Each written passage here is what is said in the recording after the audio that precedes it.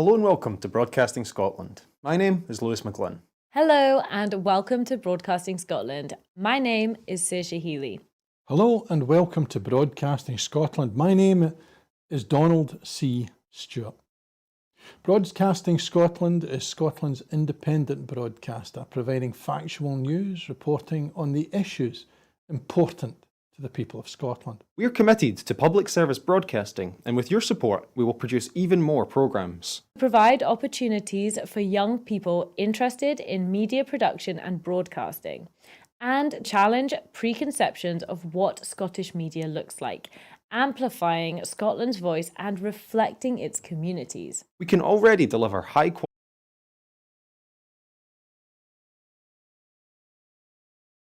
Only do that with your support. So please subscribe to and share our channel or donate to Broadcasting Scotland via the link in the description. Thank you. Thank you. Thank you.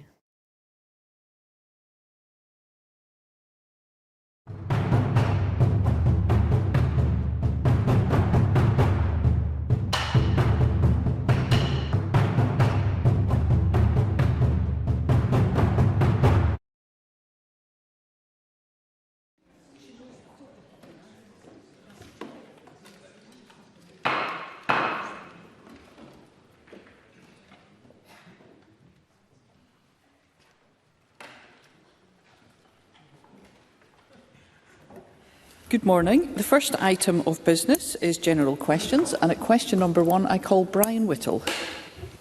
Thank you, Presiding Officer. To ask the Scottish Government what its position is on the importance of instrumental music within the education service. Minister Graham Day. This Government has transformed instrumental music tuition in Scotland schools by supporting councils to eradicate unfair music tuition charges, investing £39 million in the policy since 2021. The most recent Instrumental Music Services survey confirmed that over 61,000 pupils participated in instrumental music lessons in academic year 22-23, the highest number since the annual survey began 11 years ago. I think these figures alone speak for themselves on the importance the Scottish Government places on instrumental music. Brian Whittle. I thank the Minister for that answer, and I have raised this before in the Chamber. Last week, East Ayrshire Council voted to transfer its instrumental music services to the East Ayrshire Leisure Trust as a cost-saving measure, despite opposition from teachers, unions and parents. In doing so, the Council is relying on drawing a distinction between music tuition for SQA qualifications and tuition for younger pupils or extra-curricular activity. And like many other locally, I am concerned that the degradation of music education sets a dangerous precedent which puts access to music education for younger pupils at risk. Will the Minister agree to meet with me urgently to discuss what can be done to ensure that access to instrumental music tuition for pupils in East Ayrshire is protected at all ages? Minister. Presiding Officer, I recognise Brian Whittle's interest in this, and I will pass his request on to the Cabinet Secretary. But of course it is for individual councils to make decisions around their own provision, albeit within a context where music education is a core part of the curriculum and there is equity of access to instrumental music tuition. Scottish Government officials have engaged with East Ayrshire Council, who have provided assurances that it is not their intention to reintroduce charging and that the move is in fact designed to protect the service from potential cuts to education. I understand the Council has also indicated that pupils will continue to have music on their school curriculum and insisted that there are no plans to introduce a two-tier tuition model which separates SQA from non-SQA tuition. Clearly we would be looking for those undertakings to be delivered upon. I hope that offers Mr Whittle the reassurance he's understandably seeking, but I will pass his request on to the Cabinet Secretary. Question number 2, Rachael Hamilton. Thank you. To ask the Scottish Government what discussions it has had with the UK Government regarding cross-border machinery theft in rural areas, including the Scottish borders. Cabinet Secretary Angela Constance. Presiding Officer, the Scottish Government regularly engages with the UK Government on a range of issues. The theft of equipment can have severe consequences for the farming communities and put livelihoods at risk. The Scottish Government works with partners through the Scottish Partnership Against Rural Crime, known as SPARC, which is chaired by Police Scotland, and that to provide a robust multi-agency approach to rural crime and to support activity at a local local level. Police Scotland and Spark are keen to ensure that Scotland does not offer organised criminals a safe haven and have undertaken cross-border operations with forces in Northern England with the aim of preventing rural crime, including machinery theft by organised crime groups. Jill Hamilton.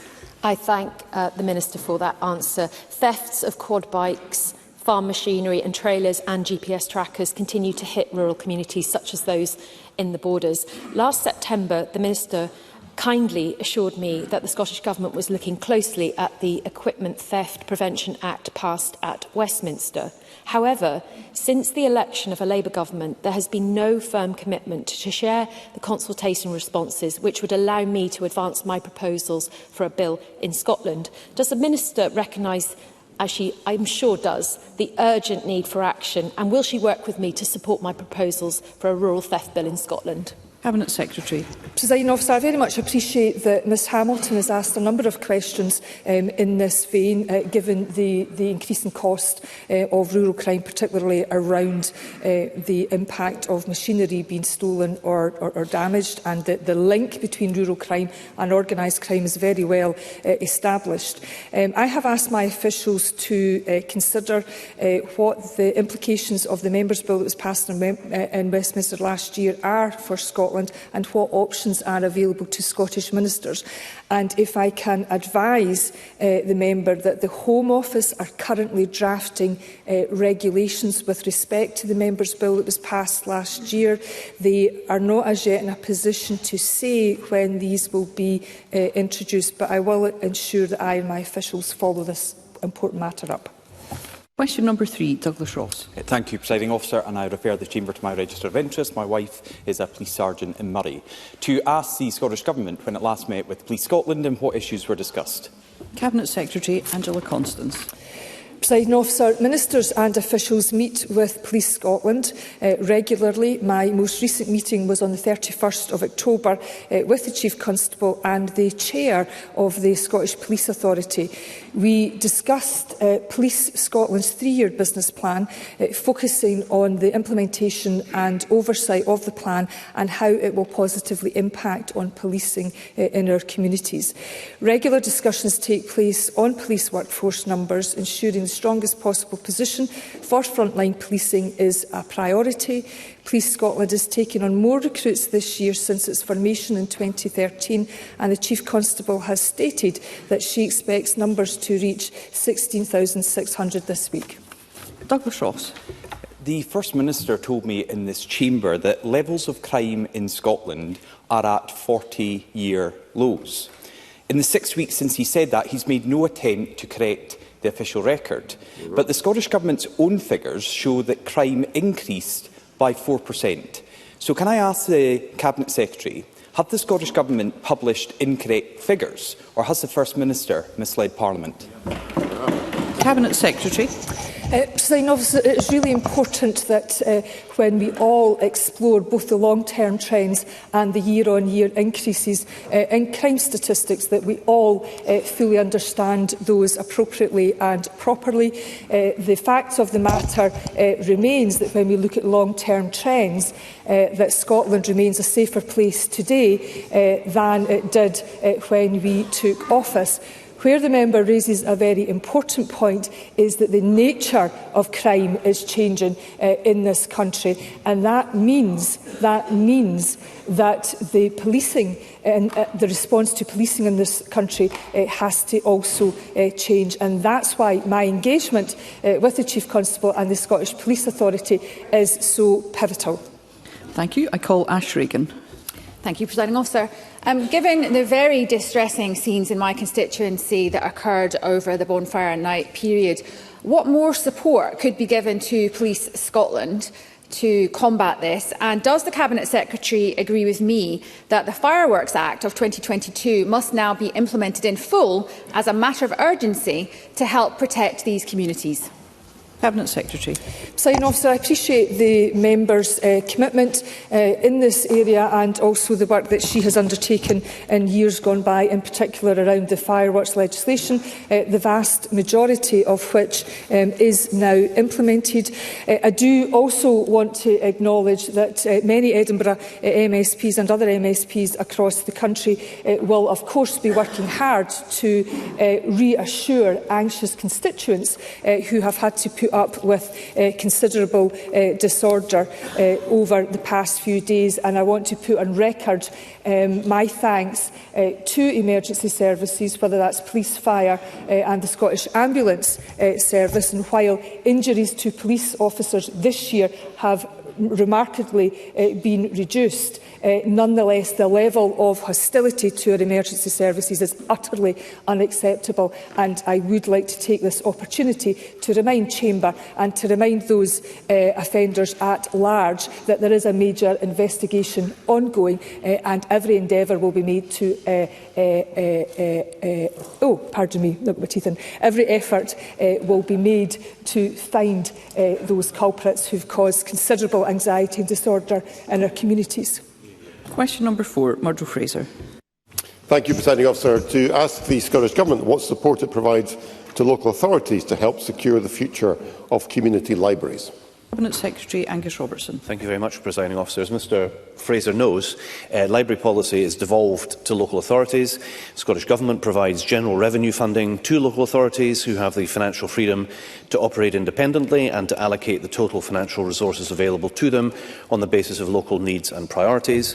The Scottish Government's targeted support for public libraries is through our annual funding to the Scottish Library and Information Council and includes the Public Library Improvement Fund that supports creative and innovative public library projects throughout Scotland. Joe Fraser.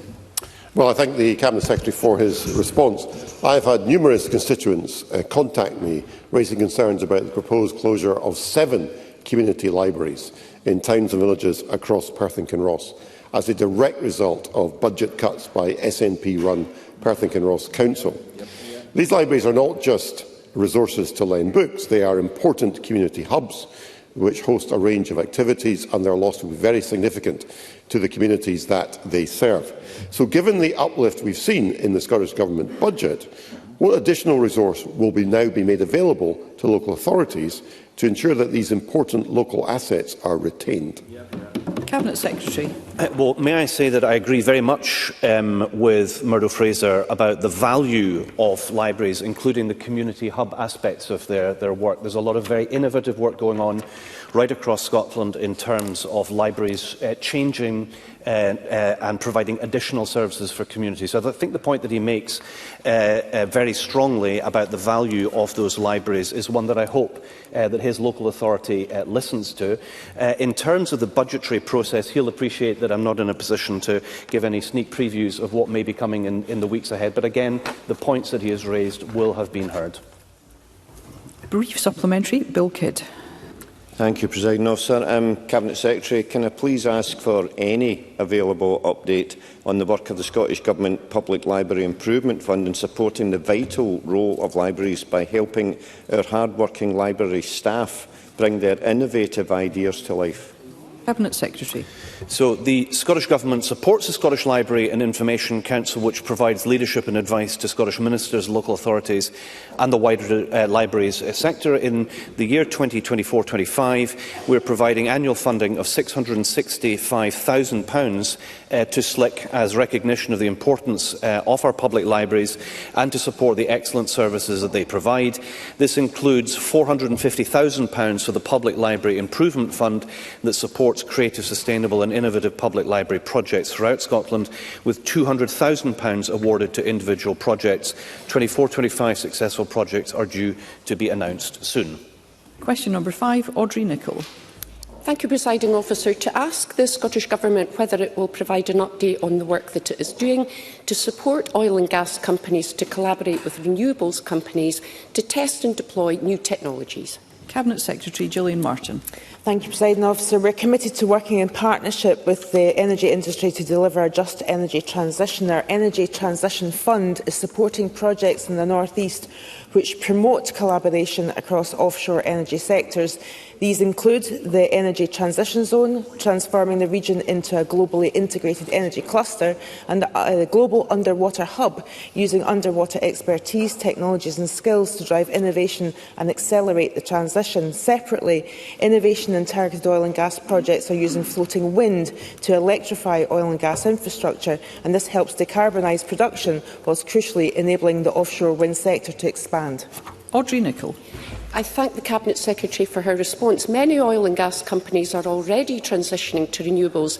However, during a recent visit to a company in my constituency doing just that, I learned of challenges associated with the complexities and costs of scaling up their testing of floating tension-led platform technology that could offer opportunities for foundation manufacturing here in Scotland. So can I ask the Cabinet Secretary what support companies like my constituents can access to enable them to scale up testing and move to market entry? And would she be willing to meet with me to discuss this further?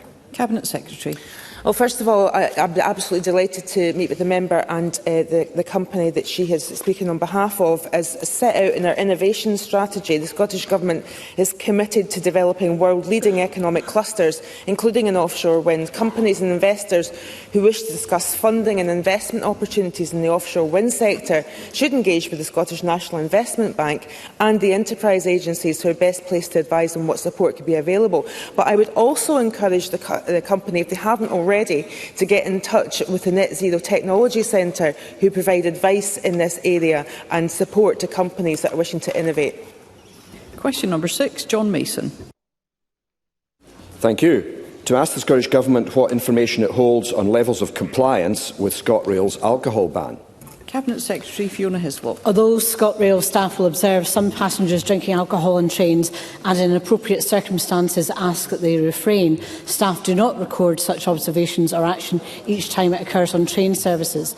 ScotRail do not record or collate instances of those drinking alcohol network ride, but rather data is focused on reported incidents of antisocial behaviour made by passengers or staff to them by British Transport Police, and therefore no information is held. It is known by those of us who regularly travel on our railway that there are instances of non-compliance with the ban. John Mason.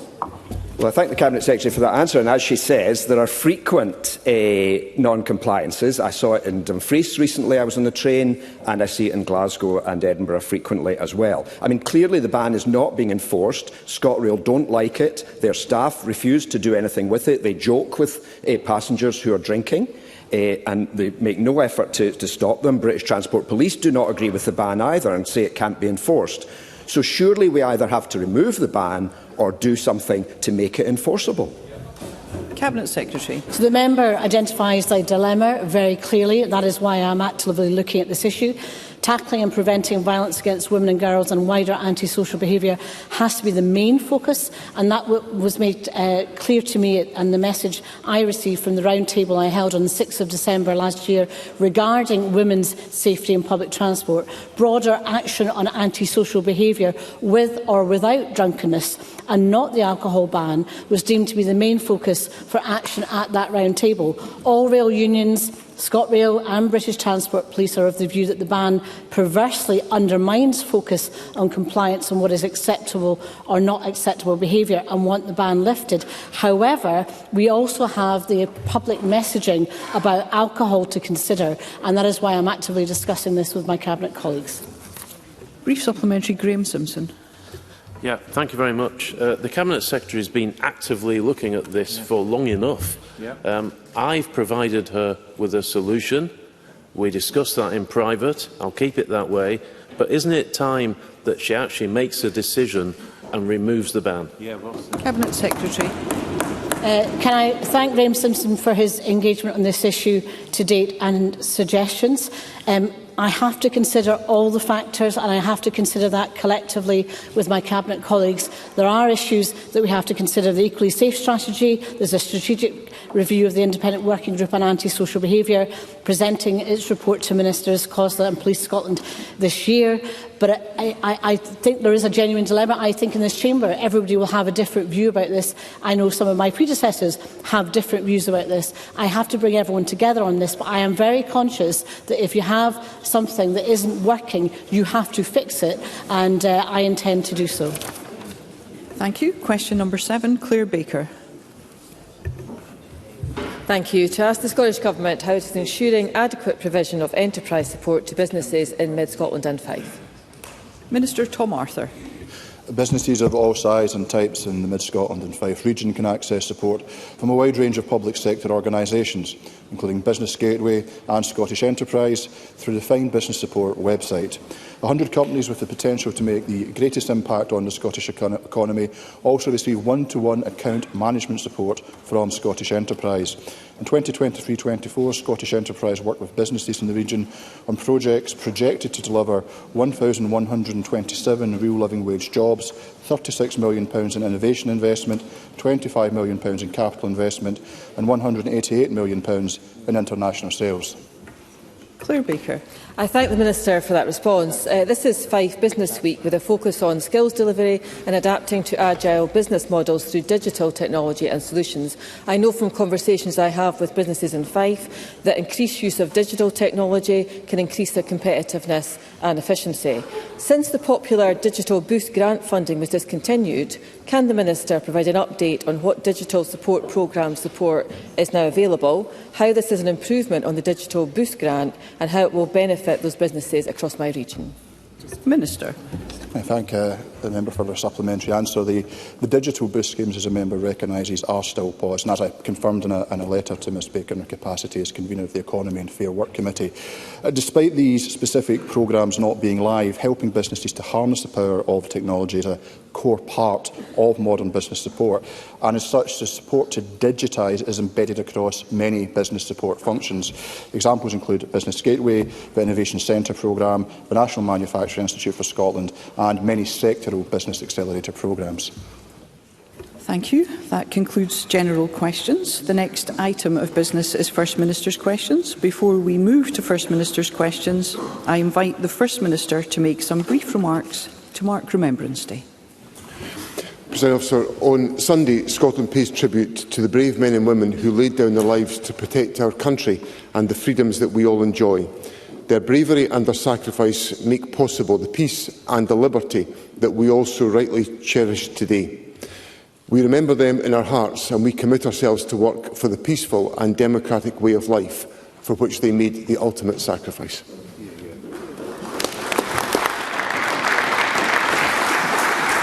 Thank you. I now call on Russell Finlay. Thank you, Presiding Officer. This week we solemnly remember all of those who made the ultimate sacrifice on behalf of our country and in protection of our values. Those who fought in the First World War are no longer with us, and those who witnessed the horrors of the Second World War become ever fewer.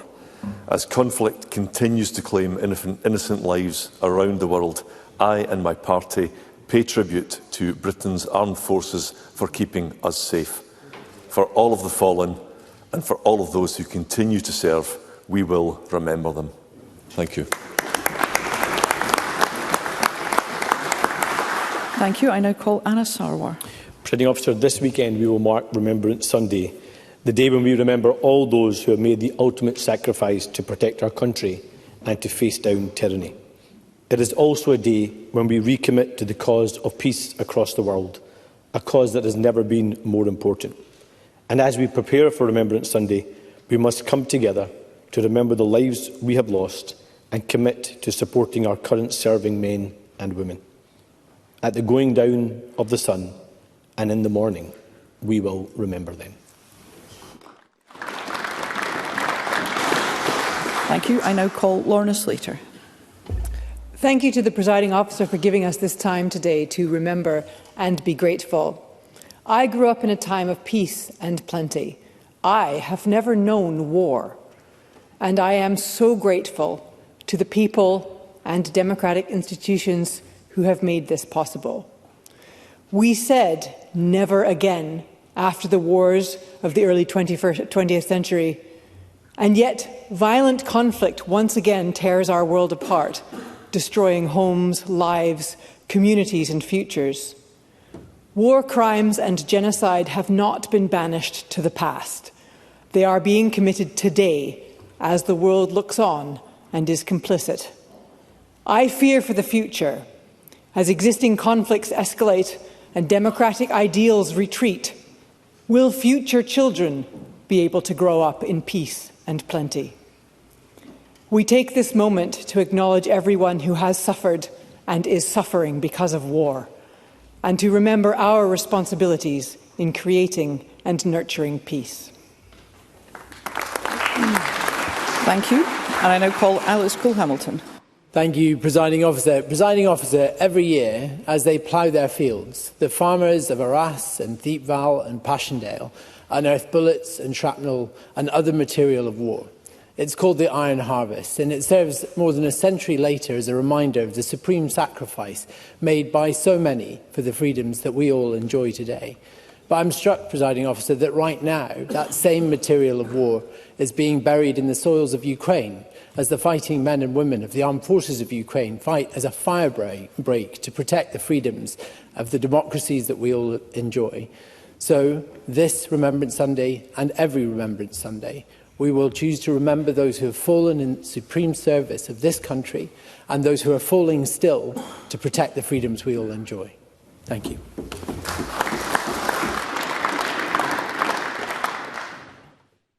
Thank you. We will move to First Minister's questions, and at question number 1, I call Russell Finlay. Thank you, Presiding Officer. One of Scotland's most successful businessmen, Sir Tom Hunter, responded to Labour's tax rises last week by saying, "There's no economy in the world that has ever taxed its way to economic growth." So does John Swinney know of any examples? First Minister. What I know is that we have to be prepared to invest in economic growth, and I've set out my firm view that investing in economic growth means investing in the infrastructure and the capacity of our country, and investing in the public services upon which a great deal of economic foundations are founded. I also understand the importance of creating and encouraging and stimulating private economic activity in our economy, which is why one of the 4 priorities of my government is the supporting and nurturing of economic growth. Russell Finlay. Thank you. John Swinney surely knows that high tax kills growth and costs jobs, but in his topsy-turvy world, hitting hard-working Scots with high taxes will somehow boost our struggling economy. Even his own MSPs are worried. Today, an SNP-led Finance Committee report says they are deeply concerned about the Scottish Government's approach. In their report, Professor David Heald of Glasgow University called elements of Scotland's income tax rates as ludicrous. Also quoted are Aberdeen and Grampian Chamber of Commerce. The tax burden on businesses is extremely high. This penalises success and reduces profitability. So does John Swinney accept that their concerns are valid? First Minister. I think anyone that looks at my track record knows that I engage closely with the business community on all of these questions, and I understand also there's a vibrant debate about economic choices to be made. And I suspect Russell Finlay, from his questioning, is on one side of that argument and I'm on the other, because I believe in investment to stimulate growth, because we've had an example over the last 14 years of what the constraining of investment does. It reduces life chances, it reduces opportunity, it reduces growth. It's been an unmitigated disaster for the country, and that's the record of the Conservative Party. Russell Finlay. John Swinney talks about investment stimulating growth, but the point is there has been no return on this so-called investment by this government. The independent Fraser Institute found that only 9% of firms in Scotland say that the SNP government understands the business environment. Yeah. And over the last 3 years, SNP ministers received over £600 million from the UK government to provide rates relief for retail, hospitality and leisure sector. But struggling Scottish businesses have barely received 1/10 of this figure. Michael Bergson of Bucks Bar Group told us that the SNP's failure to pass on rates relief was a disgrace. And Stephen Montgomery of the Scottish Hospitality Group says that, at the very minimum, tax relief should be passed on in full and with no cap. Scottish businesses urgently need more help. So will John Swinney do the right thing? First Minister. President, so there's a couple of points I'd make at the outset of responding to Mr Finlay's latest question to me. The first is that he says there's no evidence of growth. So Scotland's GDP per capita has grown faster than the United Kingdom's since 2007. Accounting for population growth since 2007, GDP per person has grown by 10.5% in Scotland compared to 6.3% at a UK level. Now that, just to remind Parliament, so that Parliament has got complete information, 2007 was the moment that this government was elected. So in the lifespan of this government, we've delivered more growth per head than in the rest of the United Kingdom.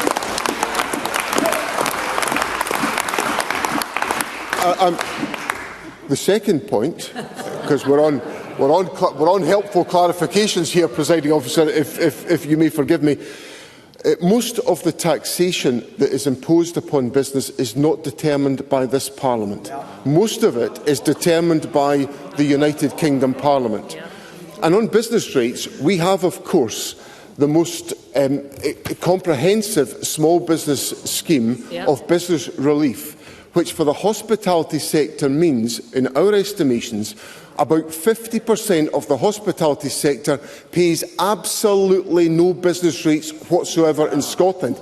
That's where we take our action to support the sector in Scotland. Russell Finlay. I apologise for standing up too soon. I actually thought he'd finished, but he was still going. So when faced with the reality of what businesses are saying, John Swinney reaches for his big book of selective statistics, and everyone is pleading for the SNP to change direction. Business owners, hospitality groups, chambers of commerce, academics, the Scottish Parliament Finance Committee, even SNP backbenchers. Scotland's tax system needs to change. Higher taxes are stopping businesses from growing, preventing them from creating jobs, which would generate more money for public services. Scotland's businesses need more than rates relief. They need a game-changing tax cut. So in this year's budget, will John Swinney start to repair some of the damage inflicted by the SNP? First Minister. I've already put on the record the fact that this government has delivered more growth per head in Scotland than the United Kingdom has done. And then also in relation to the tax changes that this government has presided over, people like Mr Finlay told us that there would be an exodus of people from Scotland because of the tax situation. Of course, what we've seen is a net in-migration to Scotland over the period of those tax changes being in place. Now, of course, there is a budget to be gone through, and the budget cannot pass this Parliament without agreement of other members beyond the government party. We don't command a majority in Parliament. So there are discussions underway, led by the Finance Secretary, which are to construct agreement in the Parliament about what the budget looks like. But the implications of Mr Finlay's point to me is that if we are to cut taxes, we will have to cut public expenditure as well. Now, if people are going to come forward with substantive propositions in the dialogue with the Finance Secretary, at least have the democratic responsibility to set out where the tax cuts are going to come, but where the spending cuts are going to come as well. Because if we dabble with the financial madness of the Conservative Party as we got under Liz Truss, we all know where that ends up. Question number 2, Anna Sarwar. Presiding Officer, statistics obtained by Scottish Labour show that almost 9,000 Scots waited over 24 hours in A&E up to the end of September this year. That's a full day waiting for treatment. And that is more than the entire number that waited a full day in 2023. And unbelievably, almost 200 Scots waited over 2 days in A&E. But this is just a snapshot of the crisis in our NHS. Week after week, I come to this chamber and expose how the SNP is failing staff and patients in our NHS, and week after week, John Swinney plays it down and tries to explain away the deadly crisis on his watch. So will he finally admit that the SNP can't be trusted with our NHS and that we need a new direction? First Minister. No, we don't need a new direction. We need to sustain the investment that this government has been making in the National Health Service for the last 17 years. And this government has gone beyond the investment that has been undertaken on a comparative basis by the Barnett consequentials from the UK government, because this government has been prepared to invest in the National Health Service in excess of the Barnett consequentials on health, because we have taken the tough decisions to do so. So, Mr Sarwar, I acknowledge that there are challenges in the National Health Service. I do that on every occasion that members come forward with their points. And I apologise for any individual who waits longer than they should do. But what the government is focused on is making sure that we deliver an effective health service that meets the needs of people in Scotland, and that's the direction that we will follow. Anna Sarwar. Presiding Officer, week after week, John Swinney comes to this Parliament and apologises for the performance of his government, and he says there's no need for a new direction. Because the reality is that John Swinney and the SNP have no meaningful plan, no strategy and no ideas to save our NHS. And the situation's actually got worse since he became First Minister. By September, more people have waited 24 hours in A&E than the entirety of last year. So Scots can't continue to pay the price of SNP incompetence. We do need a change of direction.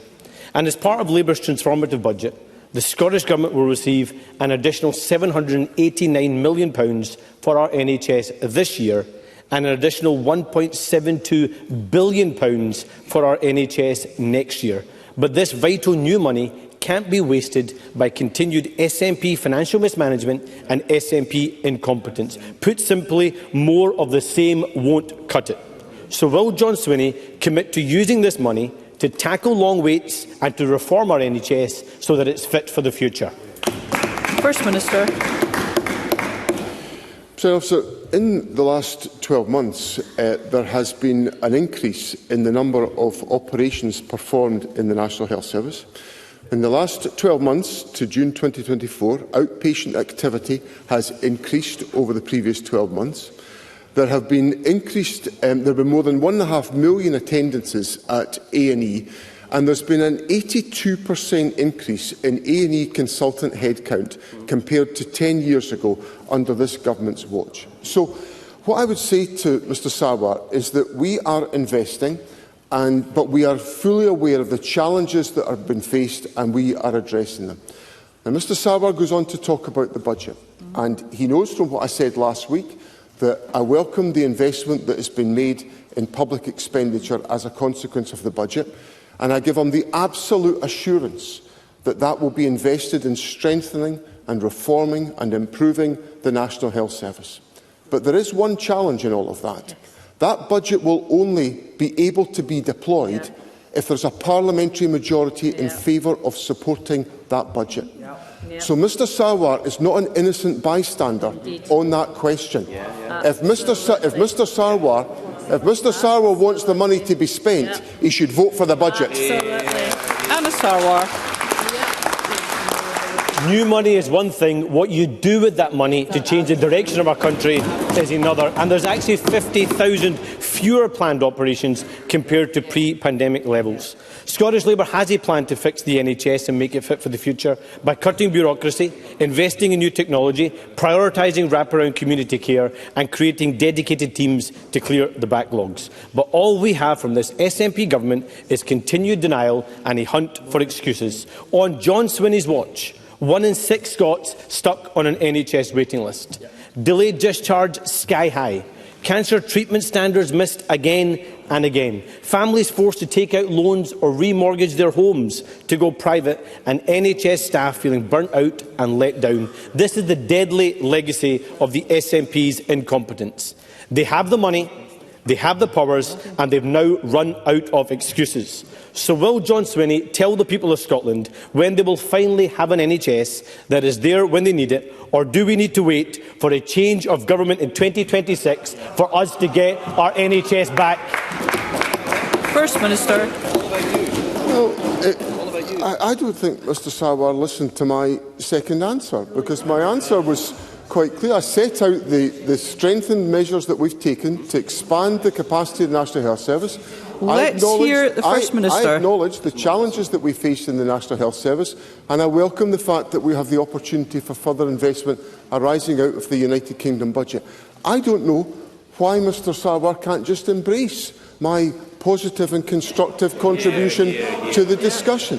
So, if Mr Sarwar wants to have an engaged conversation about how we can deliver investment to the National Health Service, I suggest he takes seriously the offer from the Government to engage around the budget process. Because I come back to my fundamental point. It's all very well getting the allocations of money from the United Kingdom Government. They cannot be spent unless this Parliament approves a budget, and that puts a responsibility on Mr Sarwar and the Labour Party. Question number 3. Patrick Harvey. Yesterday, the First Minister offered congratulations to the convicted felon Donald Trump on his re-election. Writing officially on behalf of the Scottish Government, he wrote that he is sure Scotland's cultural and social ties with the US will flourish during the presidency of a misogynist, a climate denier, a fraudster, a conspiracy monger, a racist, a far-right politician who tried to overturn an election result both covertly and by inciting violence. Words fail me. What social and cultural ties does the First Minister really think will benefit from a relationship with such a man? And more importantly, what has the First Minister done so far to reach out to the marginalised and vulnerable people whose lives are most directly threatened by a second Trump term? First Minister. Presiding Officer, I have a duty as First Minister of Scotland to engage with other governments and to represent the people of Scotland in that process. And as part of that duty, I wrote the letter in question that Mr Harvey cites. I think there are deep cultural, social and economic ties between Scotland and the United States of America. I think they're important. They're important for employment in our economy. They're important for the cultural expression of our country and for the way in which we are able to pursue those objectives. So, whilst there are very clearly, because of what I said before the presidential election, very big real differences in expression and in priority and in way of life between me and Donald Trump, I cannot deny the existence of links between Scotland and the United States, and regardless of the presidential choice in the United States, I want to maintain good relationships between Scotland and the United States. And what I would say to Mr Harvey, and I think he knows me well enough to know, that the concerns of people who feel marginalised in our society, who feel under threat, are questions and concerns that I wrestle with every single day as First Minister, because I stood here and I pledged to be the First Minister of all of Scotland, and that's entirely what I intend to do. Patrick Harvey. Big differences of priority. This sounds like extraordinary complacency at a time of incredible danger for the world.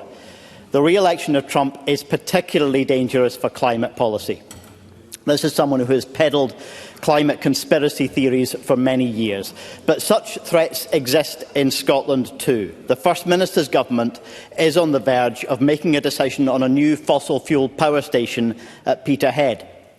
Last week, the researchers at Carbon Tracker revealed that the emissions from this power station could be 5 times worse than the companies that would profit from it have admitted. The First Minister has the power to demand a new environmental impact assessment to make sure these companies come clean about the pollution their scheme would cause. Will he do so? And does he accept that until he does, ministers could be breaking the law if they sign off this reckless fossil fuel development? First Minister. Presiding Officer, the application at Peterhead is a live application, and I'd be breaching the ministerial code if I was to make any detailed comments about it. There will be processes of scrutiny to be undertaken, which ministers will undertake on the basis of the information, and of course all decisions of this government can be the subject to legal challenge because of the constitution of this Parliament. This government takes incredibly seriously the obligations that we have on tackling climate change.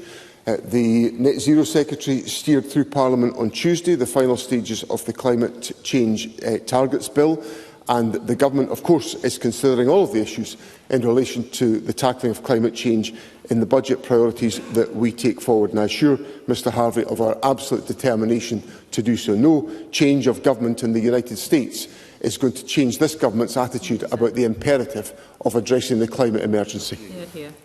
Question number 4, Karen Adam. Thank you, Presiding Officer. To ask the First Minister what the Scottish Government is doing to ensure that young people are equipped with the skills to recognise online misinformation and disinformation. First Minister. Presiding Officer, keeping young people safe online is of paramount importance for the Scottish Government, and prevention is key. Since 2020, we have invested over £400,000 to support young people to navigate online spaces and use screen time in a safe way, and help parents and carers to ensure they have the information to guide young people and recognise risks. On the 9th of August, I wrote to social media companies X, Meta and TikTok, asking them how they are combating the spread of misinformation specifically, and the steps being taken to address racist and hateful speech across platforms. While regulation of the internet remains a reserved matter, we have also successfully engaged with the UK Government on its Online Safety Act to strengthen protections for young people. Karen Adam. I thank the First Minister for that answer. In the gallery today, we are joined by teachers and pupils of Banff Academy who have been drafting their very own parliamentary bill to tackle misinformation and disinformation. Will the First Minister join me in welcoming them and congratulating their engagement with our democracy? And will he outline how young people are being included in the decision-making process for policies that affect the online space and the digital landscape? First Minister. President Officer, I am delighted to welcome the pupils of Banff Academy to Parliament today. I look forward to seeing their bill, and as tackling misinformation is an issue that is challenging societies across the world. I am pleased that these young people recognise that important principle and are taking action themselves, that they are keen to engage in our democratic processes. It is essential that we understand the impact that online harm such as misinformation has on our young people.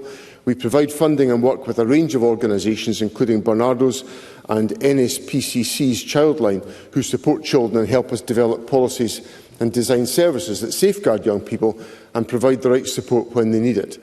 And we will continue to engage with the United Kingdom Government and Ofcom on the implementation of the Online Safety Act to help keep children and young people safe online. Thank you. Question number 5, Murdo Fraser. Thank you, Presiding Officer. To ask the First Minister what the Scottish Government's response is to the concerns expressed by the Citizen Participation and Public Petitions Committee regarding funding to complete the dualling of the A9 between Perth and Inverness by the new target date of 2035. First Minister. So I welcome the report of the committee's inquiry, and the Transport Secretary has made clear already that we will carefully consider and respond to its recommendations. The Government remains fully committed to progressing A9 dualling in line with the delivery plan announced in December 2023. We have made good early progress through the procurement of the Tay Crossing to Balnoog project, which began in May 2024, and the construction contract for the Tomatin Tamoy project, which was awarded in July 2024. Murdo Fraser. I thank the First Minister for his response, and I am sure he wants to join with me in paying tribute to the committee members for the work done on this report, and also to the petitioner, Laura Hansler, for assiduously pursuing this project of vital importance to people in Perthshire, in the Highlands and across Scotland. Now, as the committee noted, this project should have been completed by 2025. That broken promise means, tragically, that more lives will be lost every year from now on. The committee has expressed its concern that already there is an anticipated delay in progressing the Tomatin to Moy section. So how can we have confidence that the new target date of 2035 will be met? And does the First Minister agree with the committee that in order to provide appropriate parliamentary oversight, a dedicated committee should be established with the sole remit of ensuring this vital project is now completed on time? First Minister. That last issue is not a matter for me.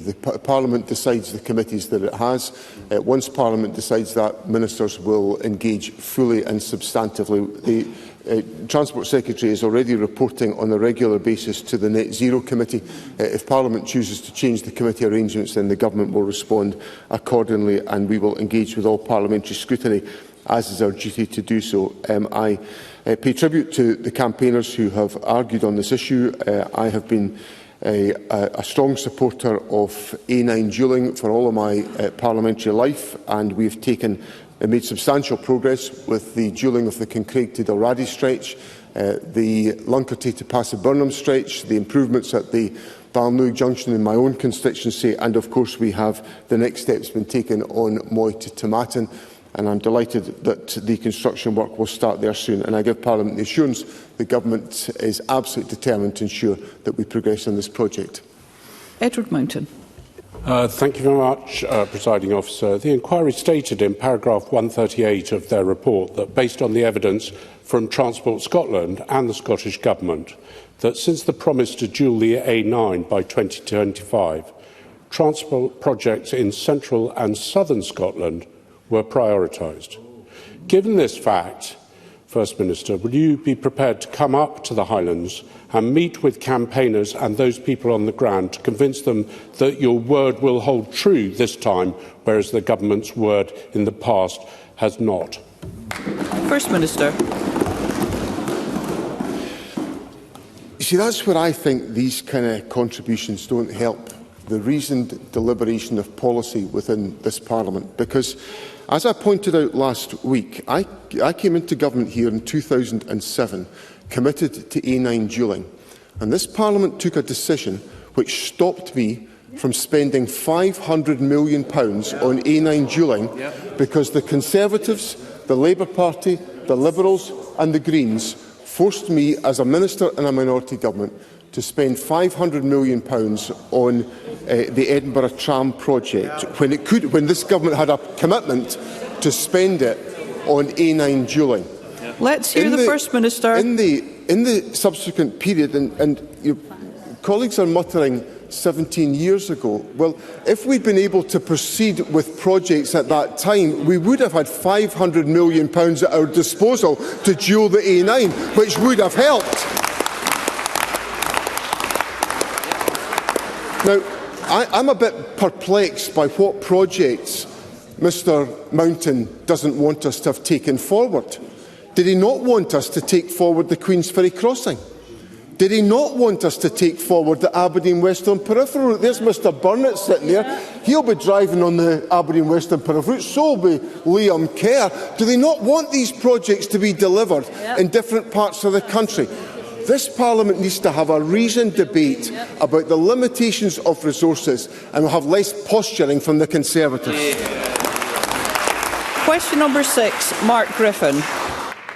Thank you, Presiding Officer. To ask the First Minister what plans the Scottish Government has to end the reported increase in families in the Central Belt living in temporary accommodation, in light of reports that almost 2,000 children in Glasgow living in unsuitable bed and breakfast accommodation in 2024, and more than 4,600 households in Edinburgh projected to be living in temporary accommodation by 2040.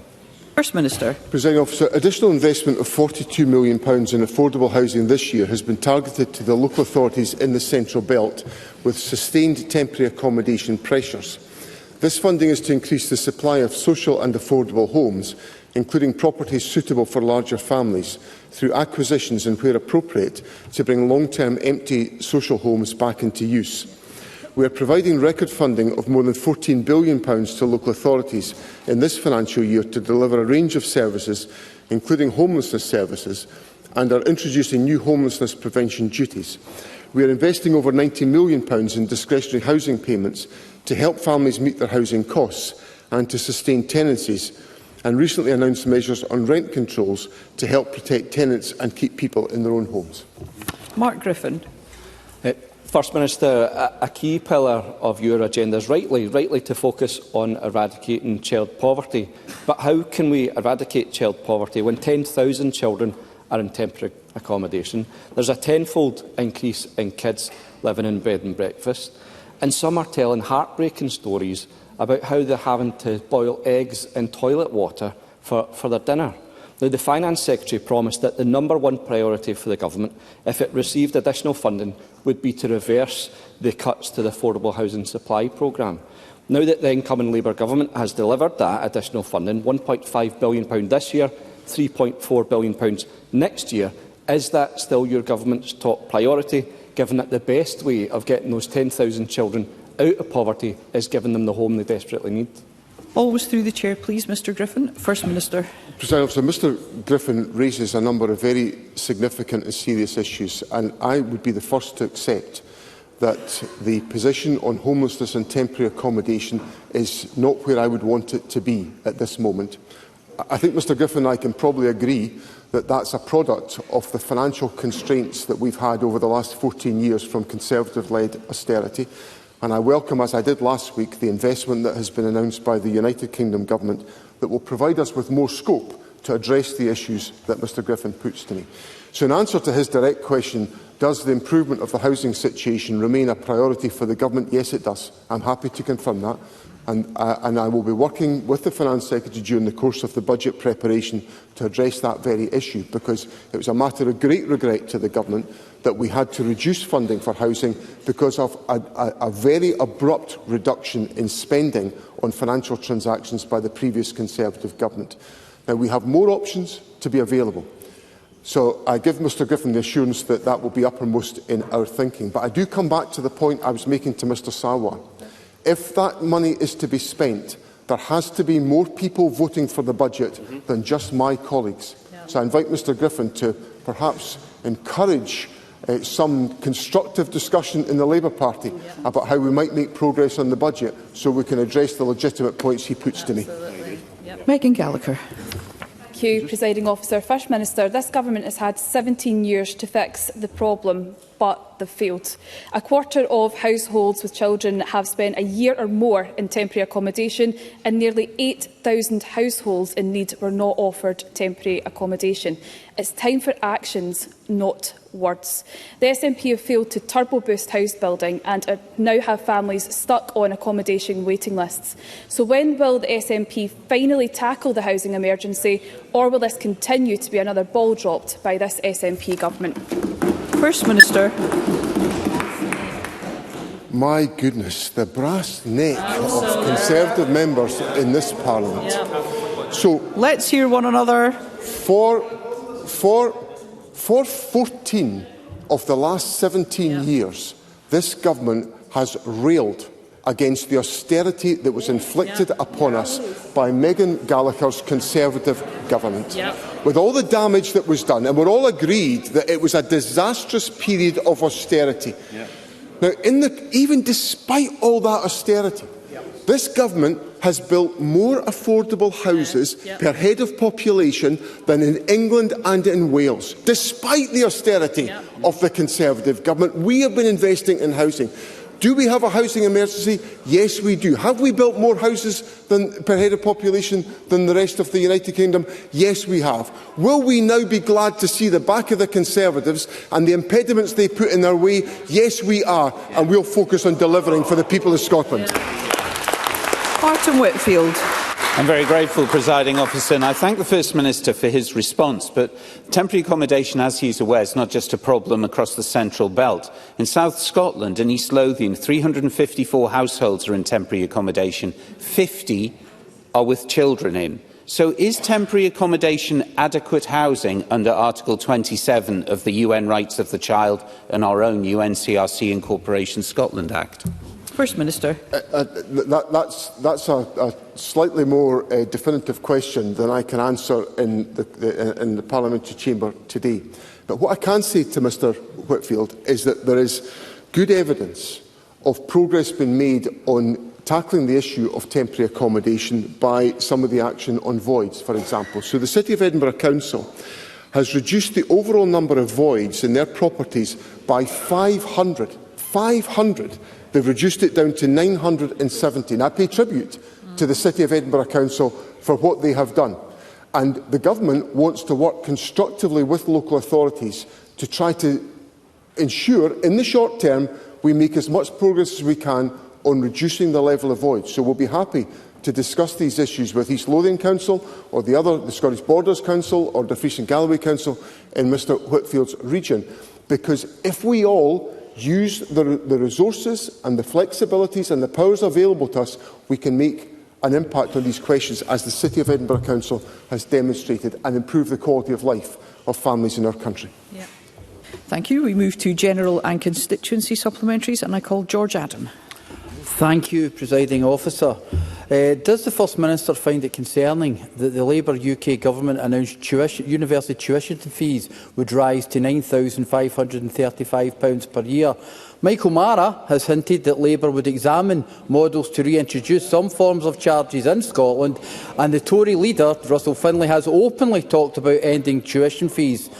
Does the First Minister agree with me that education should always be based on the ability to learn rather than the ability to pay? Yeah. First Minister. President Officer, I agree with Mr Adam about the principle that education should be based on the ability to learn and not the ability to pay. The Government, as a consequence of the policy stance that we have taken, have record numbers of Scots securing a university place in Scotland and record numbers of Scots from deprived areas securing places at university, and they don't have to face tens of thousands of pounds worth of debt that opposition parties seem determined to saddle them with. So that's what people get from the Scottish National Party government delivering for the people of Scotland, delivering that access to higher education and ensuring that people are not saddled with the debt that they're saddled with by the application of tuition fees in other parts of the United Kingdom. Yeah. Nicoll. Thank you, Presiding Officer. My constituent, Vicky Torcher's son, Isaac, is a 7-year-old child who has a brain disorder and autism, which has left him with the development age of a 1-year-old. At school, Isaac was segregated. In doing so, Isaac became distressed, left alone for so long that he banged his head off a wall to the point of injury. Horrifyingly, this happened while he was being watched behind a closed door by members of staff. The door was kept closed on him when he tried to come out, and staff failed to report this to his parents. This is unacceptable. So what will the Scottish Government do to ensure that all schools in Scotland have specific training and resources to make sure that what happened to Isaac never happens again? First Minister. I'm very concerned by the details that Ros McCall puts to me. The whole question of support to young people with additional support needs in our schools is very clearly set out in guidance. And the circumstances that Ros McCall recounts to me should under no circumstances take place, given the guidance that is available to the school system.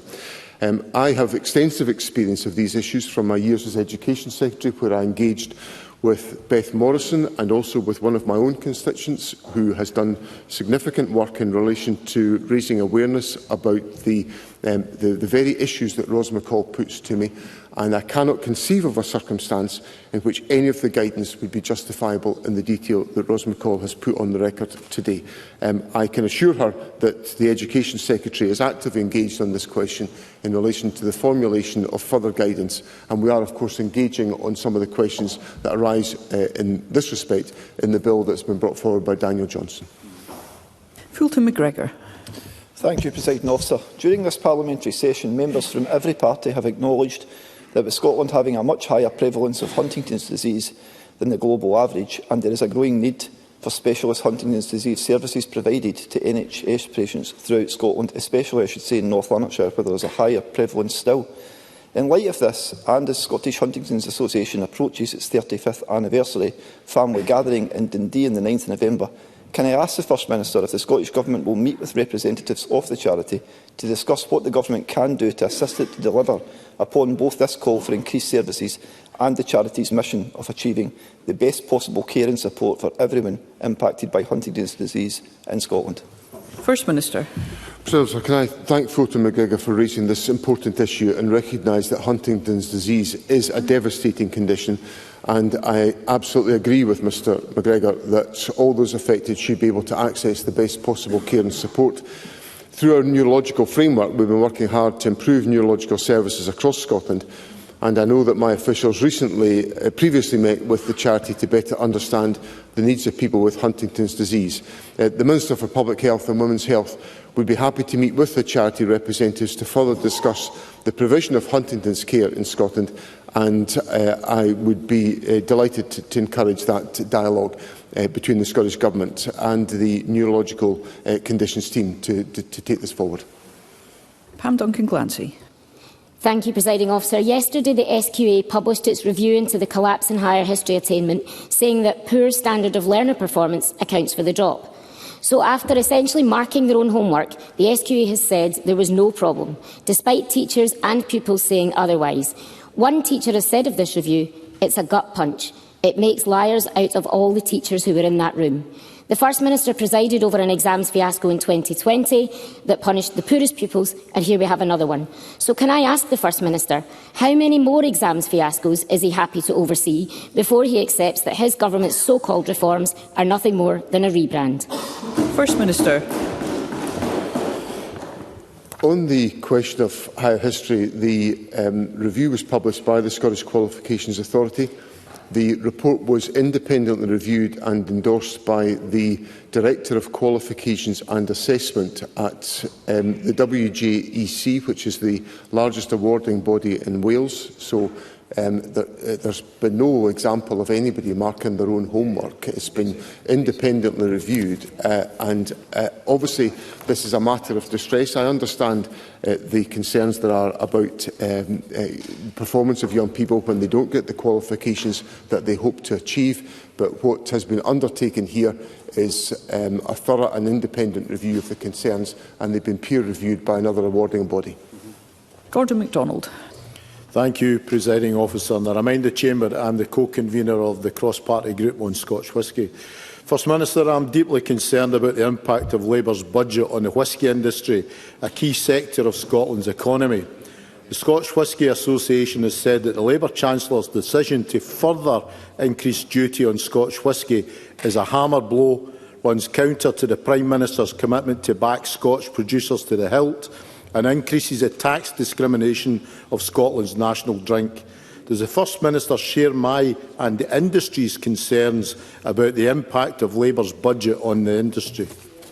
First Minister. The decision by the Chancellor to raise alcohol duty whilst reducing draft duty widens the disadvantage facing the spirits sector, and as Mr MacDonald correctly puts on the record, the Scotch whisky industry plays a vital role in our economy and supports tens of thousands of high-value jobs, especially in our rural and island regions. So I agree with the concerns expressed by Mr MacDonald. I, of course, set out last week alternative taxation proposals that the United Kingdom Government could have taken to avoid tax increases of this particular nature. I was delighted to visit yesterday the Scotch whisky experience in Edinburgh to hear more about the jobs the industry supports and the formidable impact that the industry makes on the Scottish economy in many localities, and it's a matter of concern with the changes that have been made by the UK Government. Douglas Lumsden. Thank you, Presiding Officer. I'm sure the First Minister will join me in commending Scotland's greatest ever Olympian, Sir Chris Hoy, in the way that he's faced devastating news with such courage and strength.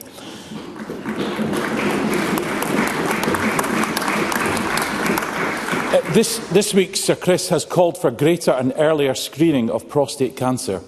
The UK Government have said that they will review the screening programme in England. So will the Scottish Government also conduct a review of PSA testing to try and detect more prostate cancers earlier and improve the outcomes for many men? First Minister. President, I am very happy to associate myself with the remarks made by Douglas Lumsden. Sir Chris Hoy has demonstrated over his sporting career absolute courage, total courage and a dedication to what he is doing, and in facing up to what he's facing up to now, he's demonstrating courage and dedication to achieving all that he hopes to achieve. And I commend him unreservedly for all that he has done. And I wish him, I wish his wife well in her diagnosis, and I wish their family all good wishes at this challenging time. The policy point that Sir Chris Hoy makes about prostate screening is a very important point. We need to do all that we can. We must be constantly challenging whether or not the testing regime is adequate and appropriate. So the Government will take forward that priority that Mr Lumsden puts to me. And I'm grateful to Sir Chris Hoy for putting such impetus behind the requirement to do so. Audrey Nicoll. Thank you, Presiding Officer. The Labour UK Government decision to increase national insurance contributions could have a substantial financial impact on Scotland's public sector, potentially costing our public services hundreds of millions of pounds, and impact the third sector, costing as much as £75 million. It's vital the UK Government... Let's hear the member. It's vital the UK Government provides clarity as a priority as to whether Scotland will receive additional funding to cover the cost of the tax rise. So can I ask the First Minister if he can provide any update regarding the Scottish Government's latest engagement with the UK Government in this regard?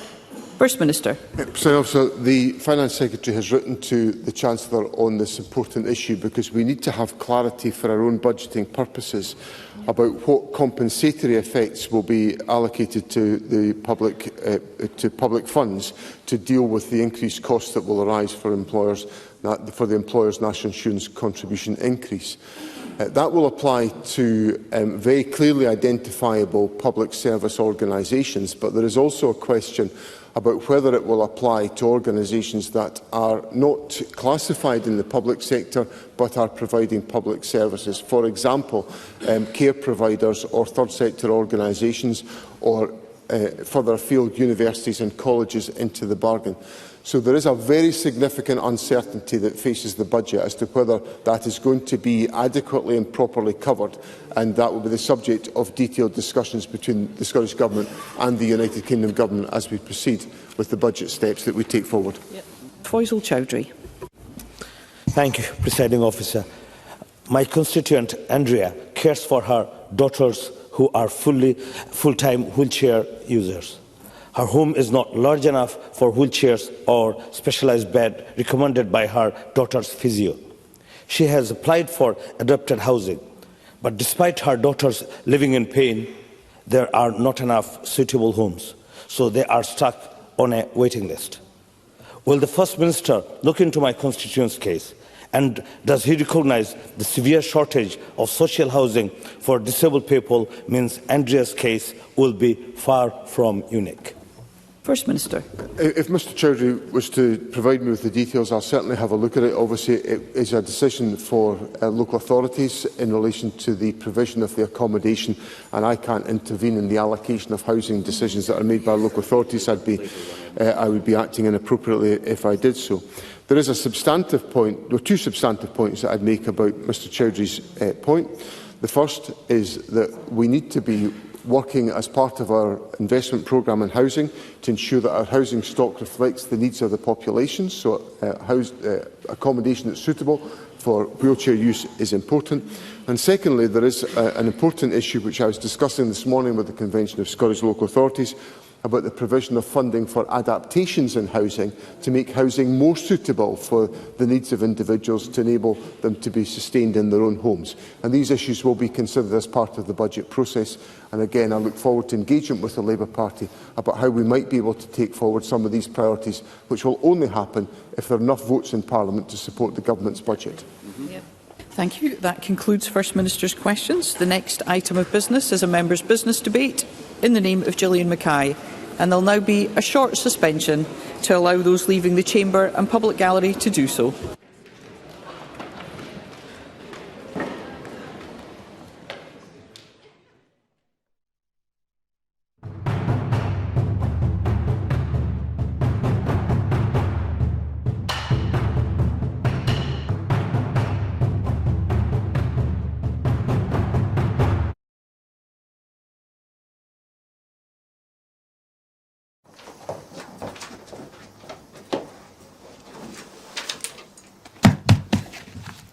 Hello and welcome to Broadcasting Scotland. My name is Lewis McGlynn. Hello and welcome to Broadcasting Scotland. My name is Saoirse Healy. Hello and welcome to Broadcasting Scotland. My name is Donald C. Stewart. Broadcasting Scotland is Scotland's independent broadcaster, providing factual news, reporting on the issues important to the people of Scotland. We are committed to public service broadcasting, and with your support, we will produce even more programmes. Provide opportunities for young people interested in media production and broadcasting, and challenge preconceptions of what Scottish media looks like, amplifying Scotland's voice and reflecting its communities. We can already deliver high-quality live news, and we will create the highest quality programmes for you to enjoy. But we can only do that with your support. So please subscribe to and share our channel or donate to Broadcasting Scotland via the link in the description. Thank you. Thank you. Thank you.